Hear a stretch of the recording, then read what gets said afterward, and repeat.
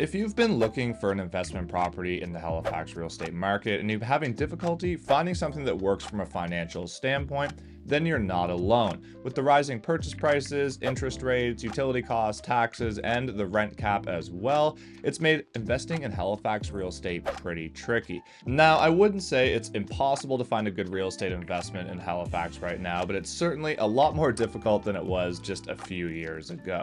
In this video, I'm going to break down some financial statements from some investment properties that I showed last weekend in Halifax, and I'm going to talk about what I see in these numbers and what I look for my clients when I'm analyzing these types of properties. And make sure you stick around till the end because I'm going to discuss whether or not it makes sense to keep investing in Halifax real estate based on the current landscape. But before I do, if you're new here, my name's Andrew Stevens, and I've been a realtor in Halifax for 9 years now. And if you're looking to be educated on the Halifax real estate market, then this is the channel for you. So go ahead, hit that like button and hit that subscribe button so you don't miss any of my future content. And if you're looking to connect to chat about the Halifax real estate market, or if you're thinking about making a move in Halifax, you can reach out to me anytime in the calendar link below my description at a time when it's convenient for you. So getting right back at it, I'm going to show you the financial statements from some properties that I showed over the weekend. And these are 3 different properties in some different areas of the Halifax Peninsula. So the first one is a triplex in the west end of Halifax. The second one is a triplex in central Halifax. And the third one is a fourplex in the south end of Halifax. So let's take a look at the numbers, starting off with the west end triplex. So with this triplex, we're looking at a purchase price of about $1.5 million. So your mortgage would be 80% of that at a minimum of $1.2 million. Now this one is pretty good from a gross and net income standpoint. So the gross income is $98,400 a year, and the net income is $84,000 a year. So this one, in terms of expenses, is pretty thin.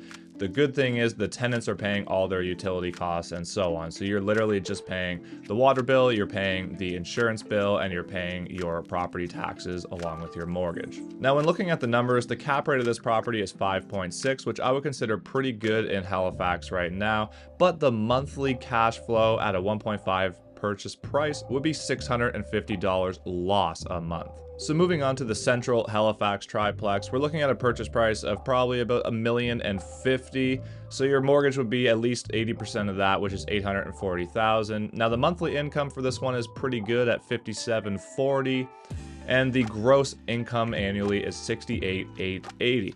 Now with the net income, it's looking at just over $57,700, which is pretty good. Again, you're not paying the utility costs in this building, so there's no oil or anything like that. You're just paying your insurance, your water, and your mortgage payment along with your property taxes. Now with all this being said, even at the cap rate of 5.5%, the monthly cash flow of this property is a net loss of $115 a month. And last but certainly not least, let's talk about the fourplex in the south end. So this one was a little bit pricier than the other two at $1.6 million, and the monthly income of over $10,000. There was a lot more utilities in this building, so an older building with some oil heat, so you're paying that. So your net income is $93,971 a year, which results in a cap rate of almost 6%, which is fantastic for the Halifax Peninsula, but it also results in a monthly cash flow of a loss of $358 on this fourplex. So the interesting thing about these 3 particular properties is that the cap rates are all above 5%, and one of them is almost 6%. So the cap rates I would consider are pretty good from a Halifax Peninsula standpoint, as you're going to see some great long-term growth in this market. But the problem is all 3 of them lose money every month, even with a pretty good cap rate.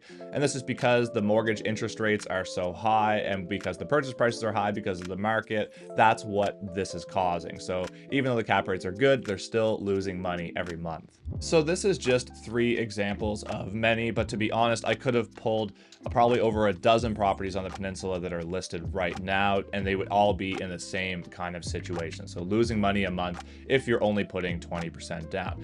So I think a lot of these properties are being bought up by people that are putting more down on the down payment just to make the properties work. And from a long-term hold perspective, it still might make sense for them depending on how much cash flow they had and how liquid they were with their investment. investments. So the question is, does it still make sense to invest in Halifax real estate right now, given the current market landscape? And to be honest, I think it does, but I think it's going to require some creativity to make things work, or you're going to need a lot more money to put down on the principal so that you can make it cash flow monthly in the short term. So here's a few different situations that I would look for personally if I was looking for an investment property in Halifax right now.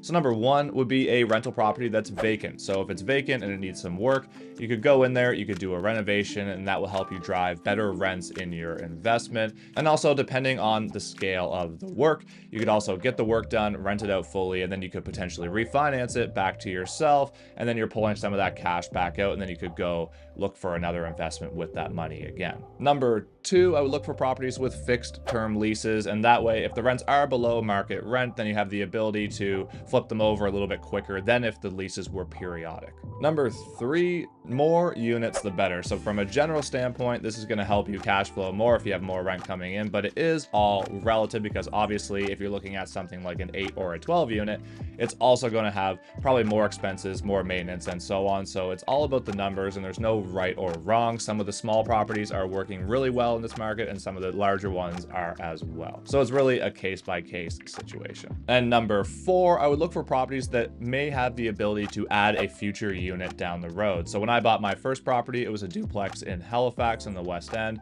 and I added a third unit to the basement, and that really helped my investment cash flow after I moved out of that property. And now with the new center plan, you could also look at adding backyard suites as well. So it's a lot easier to add some of these units now with the current zoning than it was years back. So in other words, if you have a 2-unit property and the zoning allows for a backyard suite, you could add a backyard suite for, let's call it, a couple $100,000, then maybe refinance the property, pull the money back out of it, and then you would have a good cash flowing property, of course, depending on the situation and depending on the numbers of that particular investment. So there you have it. That's what I would be looking for right now if I was looking for an investment property in Halifax. And again, yes, it is extremely difficult. The landscape and our market conditions here are tough, but if you can find something, you're not going to regret it if it's a long-term hold for 10, 15, or 20 years, as our market is continuing to skyrocket here in Halifax.